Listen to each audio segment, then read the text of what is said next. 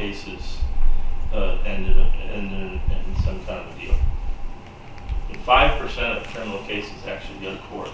And that's just a function of volume. That's just a function of the way the system's kind of, jammed up.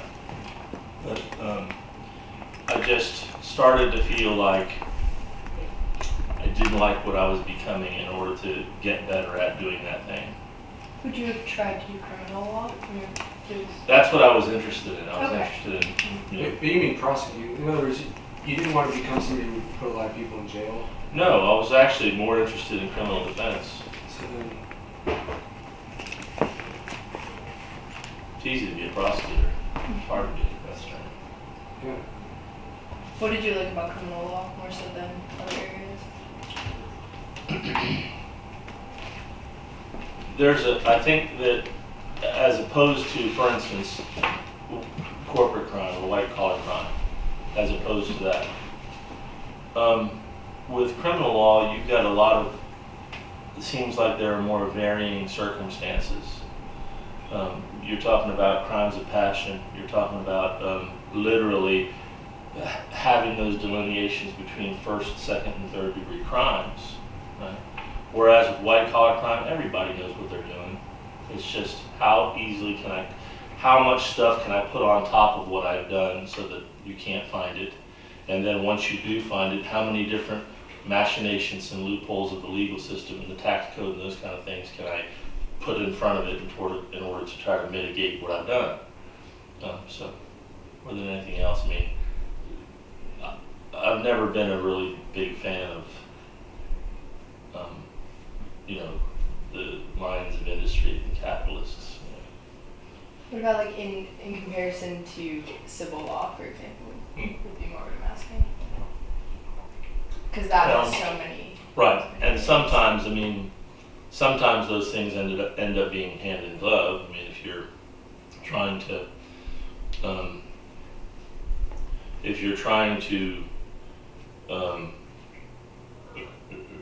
wrong or right or make things whole, sometimes both of those components are there, and that stuff just didn't appeal to me as much. It didn't seem vital to people's lives.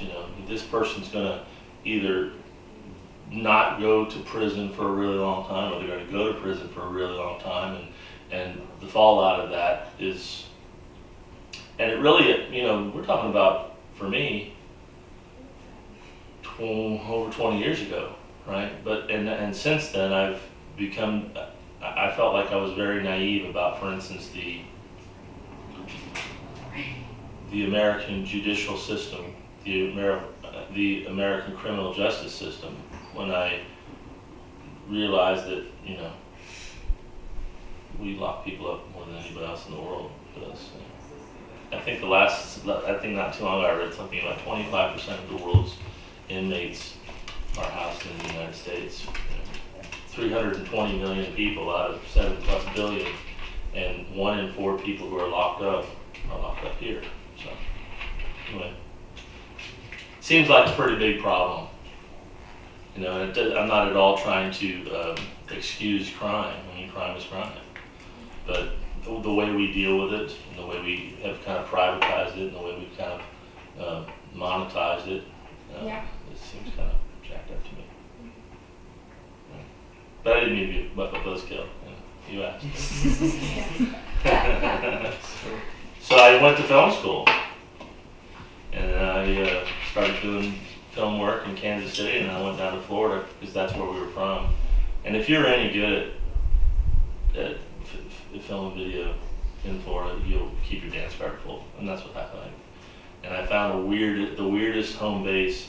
Whenever you're a freelance person, you want to have a home base. You want to have what they call a hub job, a hub gig, where I might go someplace to do some commercial work or work on a show or shoot ESPN Pro Beach volleyball or something like that. And then when I'm back at home, I still want to make some money, but I don't want to have to live out of a motel room to make that money while I'm at home.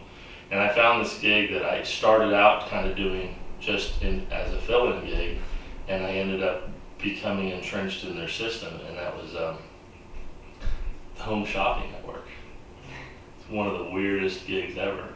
I ended up being the chief director of photography for Home Shopping Network, which basically all means that I lit their sets and I showed their $10 an hour guys how to run cameras and that kind of stuff. But what a bizarre little subculture that guy is. Because they do all their research work, all their fulfillment work, all their recruiting work, recruiting for products right out of what they call the campus there in St. Petersburg, Florida. Spent some time there. I thought, man, I can get out of here.